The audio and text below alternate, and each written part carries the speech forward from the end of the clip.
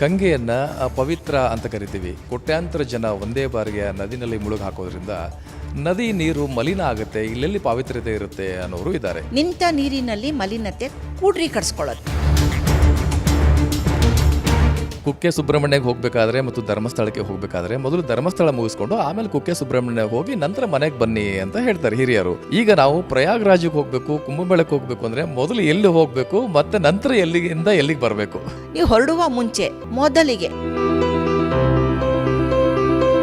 ಅನ್ಯ ಧರ್ಮೀಯರು ಕೂಡ ಈ ಕುಂಭಮೇಳದಲ್ಲಿ ಆಸಕ್ತಿ ಇದ್ದರೆ ಹೋಗಬಹುದಾ? ಇದು ಮೂಲ ಪ್ರಶ್ನೆ. ಯಾಕೆ ಅಂದರೆ ಗಂಗೆಯನ್ನು ಪವಿತ್ರ ಅಂತ ಕರಿತೀವಿ.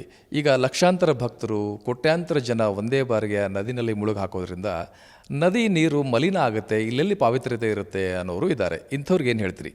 ಇಲ್ಲೇನಾಗುತ್ತೆ, ಯಾವುದೇ ಒಂದು ನಿಂತ ನೀರಿನಲ್ಲಿ ಮಲಿನತೆ ಕೂಡ್ರೀಕರಿಸ್ಕೊಳ್ಳುತ್ತೆ.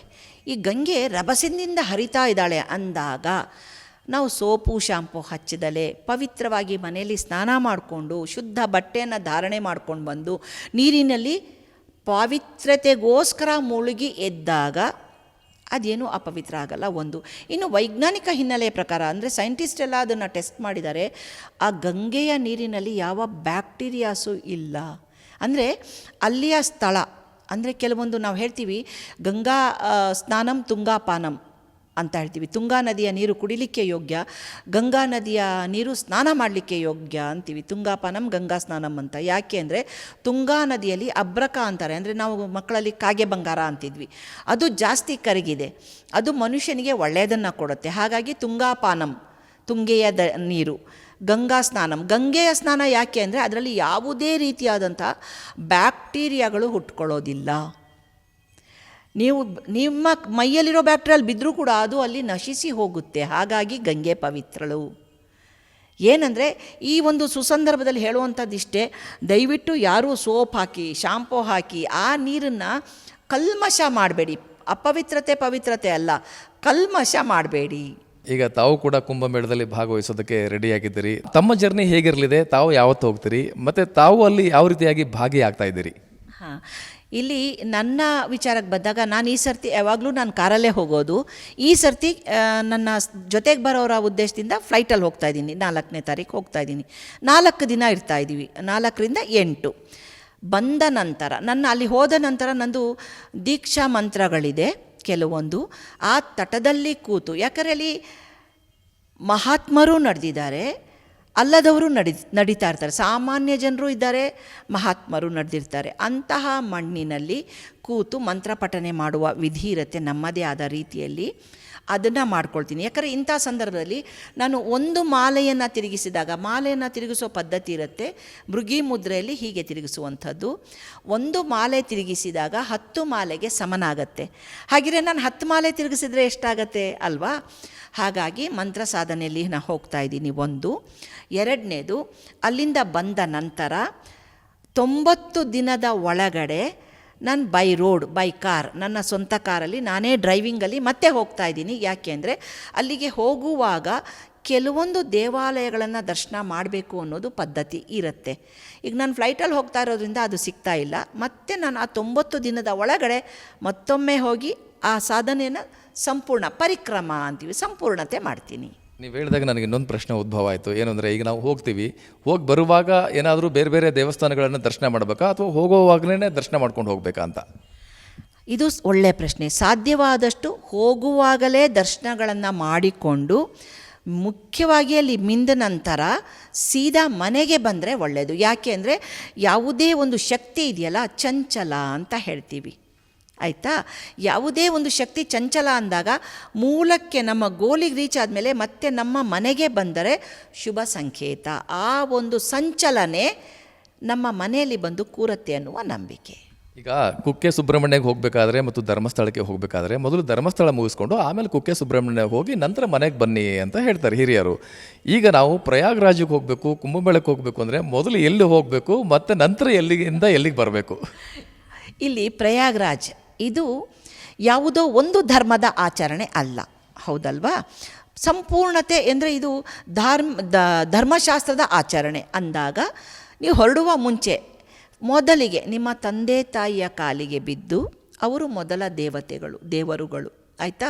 ಆಮೇಲೆ ಮನೆ ದೇವರು ಅಂತ ನಿಮ್ಮದೇನಿರುತ್ತೆ, ನಿಮ್ಗೆ ಹೋಗೋಕ್ಕೆ ಅವಕಾಶ ಇದ್ದರೆ ಅಲ್ಲಿಗೆ ಹೋಗ್ಬೋದು. ಇಲ್ಲ ಅಂದರೆ ಒಂದು ಇಡಿಗಾಯಿ ತೆಂಗಿನಕಾಯಿಯನ್ನು ಅರಿಶಿಣದ ಬಟ್ಟೆಯಲ್ಲಿ ಸುತ್ತಿ, ಸ್ವಾಮಿ ನಾನು ಇಲ್ಲಿಗೆ ಹೋಗ್ತಾ ಇದ್ದೀನಿ ಇಂಥ ಕಡೆಗೆ, ಮತ್ತು ಈಗ ಬರ್ತೀನಿ ವಾಪಸ್ಸು ಅಂತ ಮನಸ್ಸಿನಲ್ಲಿ ಅವರ ಒಂದು ಪರ್ಮಿಷನ್ ತಗೊಳ್ಳೋದು, ಮನೆ ದೇವರ ಪರ್ಮಿಷನ್ ತಗೊಂಡು ಅಲ್ಲಿಗೆ ಹೋಗ್ಬಿಟ್ಟು ನೇರ ಹೋಗುವಾಗ ನೀವು ಎಷ್ಟಾದರೂ ದೇವಾಲಯಗಳನ್ನು ಸುತ್ಕೊಂಡು ಹೋಗಿ, ಅದು ನಿಮ್ಮ ಇಷ್ಟ. ಬರುವಾಗ ಮಾತ್ರ ಅಲ್ಲಿಂದ ಹೊರಟ್ರೆ ಸೀದಾ ನಿಮ್ಮ ಮನೆ.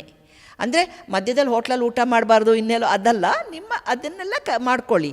ಬೇರೆ ಇನ್ನೊಂದು ಸ್ಥಳ, ದೇವರ ಸ್ಥಳ ಅಥವಾ ಯಾವುದೋ ಒಂದು ಮಠ ಇಂಥದಕ್ಕೆ ಹೋಗ್ದಲೇ ನೇರ ನಿಮ್ಮ ಮನೆಗೆ ಬಂದ ನಂತರ ಆ ಇಡಿಗಾಯಿ ಇಟ್ಟಿರ್ತಾರಲ್ಲ ಅದರ ಬಟ್ಟೆಯನ್ನು ತೆಗೆದು ಹೆಗಲ ಮೇಲೆ ಹಾಕ್ಕೊಂಡು ಆ ಇಡಿಗಾಯಿನ ಒಡೆದು ನೀವು ಪದಾರ್ಥ ಅಂದರೆ ಸಿಹಿನಾದರೂ ಮಾಡ್ಕೋಬೋದು, ಖಾರನಾದರೂ ಮಾಡ್ಕೊಳ್ಬೋದು, ನಿಮ್ಮ ಮನೆಯ ಪದ್ಧತಿ ಅನುಸಾರ ಅಡುಗೆ ಮಾಡಿ ಪ್ರಸಾದದ ರೂಪದಲ್ಲಿ ಊಟ ಮಾಡುವಂಥದ್ದು. ಇದು ಬಹಳ ಮುಖ್ಯವಾಗಿ ಪ್ರತಿಯೊಬ್ಬರು ಮಾಡಬೇಕಾಗಿರುವಂಥ ಒಂದು ಕರ್ತವ್ಯ. ಯಾಕೆ ಅಂದರೆ ಆ ನಿಮ್ಮ ಜರ್ನಿ ಇದೆಯಲ್ಲ, ಆ ಜರ್ನಿಯಲ್ಲಿ ನಮ್ಮ ಮನೆ ದೇವರು ನಮ್ಮ ಬೆಂಗಾವಲಿಗಿರ್ತಾರೆ ಅನ್ನುವ ನಂಬಿಕೆ. ನಮ್ಮ ತಂದೆ ತಾಯಿ ಅಂತ ಹೇಳಿದ್ನಲ್ಲ, ಅವರು ಎಡ ಮತ್ತು ಬಲ, ತಾಯಿ ಎಡಗಡೆ ನಿಂತು ಪೋಷಿಸ್ತಾಳೆ, ತಂದೆ ಬಲಗಡೆ ನಿಂತು ಪೋಷಿಸ್ತಾರೆ ಅನ್ನುವಂಥದ್ದು ನಂಬಿಕೆ. ಆ ನಂಬಿಕೆಯಲ್ಲಿ ಹೋಗಿ ಬಂದರೆ ಶುಭವಾಗತ್ತೆ ಎಲ್ಲರಿಗೂ ಅನ್ನೋದು ನನ್ನ ಒಂದು ಗುರುಕುಲದ ಒಂದು ವಾಣಿ. ಅನ್ಯ ಧರ್ಮೀಯರು ಕೂಡ ಈ ಕುಂಭಮೇಳದಲ್ಲಿ ಆಸಕ್ತಿ ಇದ್ದರೆ ಹೋಗಬಹುದಾ ಅಥವಾ ಅಲ್ಲಿ ಅವಕಾಶ ಇದೆಯಾ? ಇದು ತುಂಬ ಒಳ್ಳೆಯ ಪ್ರಶ್ನೆ, ಇದು ಮೂಲ ಪ್ರಶ್ನೆ. ಯಾಕೆ ಅಂದರೆ ವರ್ಣಭೇದ ಇಲ್ಲ ಅಂತ ಹೇಳಿದೆ. ಇದು ವರ್ಣಭೇದ ಅನ್ನೋದು, 4 ವರ್ಣ ಅನ್ನೋದು ಅನಾದಿ ಕಾಲದಿಂದ ಬಂದಂತಹ ಹಿಂದೂಯಿಸಮ್ ಅಂತ ಏನು ಹೇಳ್ತೀವಿ ಅದರಲ್ಲೇ ಬಂದಿರುವಂಥ ವರ್ಣಭೇದ. ಇದನ್ನು ಬಿಟ್ಟು ಅನ್ಯ ಧರ್ಮಿಗಳು ಅಂತ ಹೇಳಿದ್ರಿ. ಅನ್ಯ ಧರ್ಮಿಗಳು ಅಂದರೆ ಆ ನಂತರ ಅವರವರು ಮಾಡಿಕೊಂಡಂತಹ ಒಂದು ಆಚರಣೆಯ ಒಂದು ಧರ್ಮಿಗಳು.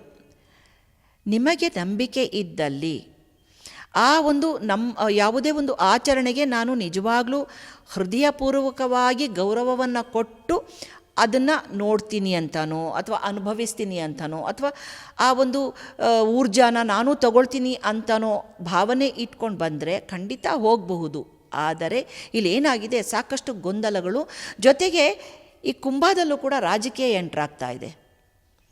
ಹಾಗಾಗಿ ಕೆಲವರು ಅದನ್ನು ವಿರೋಧ ಪಡಿಸ್ತಾ ಇದ್ದಾರೆ. ಆದರೆ ನನ್ನ ಗುರುಕುಲದ ಪದ್ಧತಿಯ ಪ್ರಕಾರ ಯಾವುದೇ ಧರ್ಮಿಗಳಾಗಿರಬಹುದು, ಯಾವುದೇ ಆಚರಣೆಗಳನ್ನು ಮಾಡಬಹುದು. ದೇವರು ಒಬ್ಬನೇ, ಶಕ್ತಿ ಒಂದೇ, ಶಕ್ತಿಯ ರೂಪ ಒಂದೇ ಅಂತ ಹೇಳೋದ್ರಿಂದ ನಿಜವಾಗ್ಲೂ ನಾವು ಗೌರವವನ್ನು ಕೊಡ್ತೀವಿ ಅಂದರೆ ಎಲ್ಲರೂ ಬರೋಕ್ಕೆ ಆದ್ಯತೆ ಉಂಟು. ನಾವು ರಾಜಕೀಯ ಅಂದ ತಕ್ಷಣ ನನಗೆ ಜ್ಞಾಪಕ ಬಂತು. ಈಗ ಪ್ರಧಾನಿ ನರೇಂದ್ರ ಮೋದಿಯವರು ಮತ್ತು ಉತ್ತರ ಪ್ರದೇಶದ ಮುಖ್ಯಮಂತ್ರಿ ಯೋಗಿ ಆದಿತ್ಯನಾಥ್ ಅವರ ನೇತೃತ್ವದಲ್ಲಿ ಬಹಳ ವ್ಯವಸ್ಥಿತವಾಗಿ ಕೋಟಿ ಭಕ್ತರನ್ನು ನಿಭಾಯಿಸಲಾಗ್ತಾ ಇದೆ. ಏನೂ ಒಂದು ಕೊಂಕು ಆಗದಂಗೆ, ಏನೂ ತೊಂದರೆ ಆಗದಂಗೆ ನಿಭಾಯಿಸಲಾಗ್ತಾ ಇದೆ ಅನ್ನುವಂಥದ್ದು. ಇದನ್ನೆಲ್ಲವನ್ನು ಗಮನಿಸಿದಾಗ ಈ ಬಗ್ಗೆ ತಾವು ಏನು ಹೇಳ್ಬೇಕನ್ಸುತ್ತೆ? ನಿಜವಾಗ್ಲೂ ಅವರಿಗೆ ಎಷ್ಟು ಕೋಟಿ ವಂದನೆ ಹೇಳಬೇಕೋ ಗೊತ್ತಿಲ್ಲ. ಆದರೆ ಅವರು ಅಷ್ಟೆಲ್ಲ ಸಿದ್ಧತೆಗಳನ್ನು ಮಾಡಿ ಆ ಒಂದು ಹದ್ದಿನ ಕಣ್ಣಿನ ಥರ ಕಾಯ್ತಾ ಇದ್ದಾರಲ್ಲ, ಅವರ ಆ ಶ್ರಮಕ್ಕೆ ಸ್ಪಂದಿಸಬೇಕಾಗಿರೋದು ಪ್ರತಿ ಒಂದು ವ್ಯಕ್ತಿಯ ಜವಾಬ್ದಾರಿಯಾಗಿರುತ್ತೆ. ಪ್ರತಿಯೊಂದು ವ್ಯಕ್ತಿ ಅವರು ಮಾಡಿದ್ದಾರೆ ಬಿಡು ಅಂತ ಅನ್ನೋದಲ್ಲ, ಅದಕ್ಕೆ ನಾವೂ ಸ್ಪಂದಿಸಬೇಕಲ್ಲ. ನಾವು ಅವ್ರು ಹೇಗೆ ಬೇಕಾಗಿ ವರ್ತಿಸಿದಾಗ ಅವರ ಶ್ರಮ ಎಲ್ಲೋ ಒಂದು ಕಡೆ ಫೇಲ್ಯೂರ್ ಅಂತ ಅನ್ನಿಸ್ಬೋದು. ಆದರೆ ಅವರ ಶ್ರಮಕ್ಕೆ ನಾವು ಗೌರವ ಕೊಡಬೇಕು. ಅವರು ನಮಗೋಸ್ಕರ ಅಷ್ಟೊಂದು ಮಾಡಿದಾಗ ಅದರ ಸದುಪಯೋಗ ಪಡ್ಕೋಬೇಕು ಅಂದರೆ ನಮ್ಮಲ್ಲಿ ಕೆಲವೊಂದು ನೀತಿ ನಿಯಮಾವಳಿಗಳನ್ನು ಅಳವಡಿಸ್ಕೊಂಡು ಹೋದರೆ ಒಳ್ಳೆಯದು. ಥ್ಯಾಂಕ್ ಯು ಅಮ್ಮಾಜಿ, ಸಾಕಷ್ಟು ಮಾಹಿತಿಯನ್ನು ನೀಡಿದ್ರಿ. ತಮಗೆ ನಮ್ಮ ವೀಕ್ಷಕರ ಪರವಾಗಿ ಧನ್ಯವಾದಗಳು. ನಮಸ್ತೆ. ನೋಡಿದ್ರಲ್ಲ ವೀಕ್ಷಕರೇ, ಕುಂಭಮೇಳ ಅಂದರೆ ಏನು, ಕುಂಭಮೇಳದ ಹಿನ್ನೆಲೆ ಏನು, ಯಾಕೆ ಕುಂಭಮೇಳದಲ್ಲಿ ನಾವು ಭಾಗಿಯಾಗೋದಾದರೆ ಹೇಗೆ ಭಾಗಿಯಾಗಬೇಕು ಮತ್ತು ಹೇಗೆ ಅಲ್ಲಿಂದ ಹೋಗಿ ವಾಪಸ್ ಬರಬೇಕು ಅನ್ನೋವರೆಗೂ ಎಲ್ಲ ಇಂಚಿಂಚು ಮಾಹಿತಿಯನ್ನು ಚಂದಾ ಪಾಂಡೆ ಅಮ್ಮಾಜಿಯವರು ನಮಗೆ ನೀಡಿದ್ದಾರೆ. ಸೊ ಇದು ಒಂದು ರೀತಿಯಿಂದ ನಮಗೆ ಅದೃಷ್ಟ ಅಂತ ಅನ್ಕೋಬೋದು. ಅವ್ರು ಹೇಳಿದರು 144ನೇ ವರ್ಷದ ಅಂದರೆ 144 ವರ್ಷಕ್ಕೆ ಒಂದು ಸಲ ಬರುವಂಥ ಈ ಒಂದು ಮೆಗಾ ಇವೆಂಟ್, ಇದೊಂದು ಬಿಗ್ ಇವೆಂಟು. ಇಂಥ ಒಂದು ಪವಿತ್ರ ಧಾರ್ಮಿಕ ಕೈಂಕರ್ಯದಲ್ಲಿ ನಾವು ಮುಂದಿನ ಸಲ ಆಗೋಕ್ಕೆ ಚಾನ್ಸೇ ಇಲ್ಲ. ಯಾಕೆಂದರೆ ಮನುಷ್ಯನ ಆಯುಷ್ಯ 100 ವರ್ಷ, 144 ವರ್ಷ ನಾವು ಇರೋದೇ ಇಲ್ಲ. ಹೀಗಾಗಿ ನಮ್ಮ ಒಂದು ಜೀವಿತ ಅವಧಿಯಲ್ಲಿ ಬಂದಿದೆ ಅಂದರೆ ಇದನ್ನು ದಯವಿಟ್ಟು ಮಿಸ್ ಮಾಡ್ಕೋಬಾರ್ದು ಅಂತ ಹೇಳ್ತಾ ಈ ಕಾರ್ಯಕ್ರಮವನ್ನು ಮುಗಿಸ್ತಾ ಇದ್ದೀನಿ. ನಮಸ್ಕಾರ.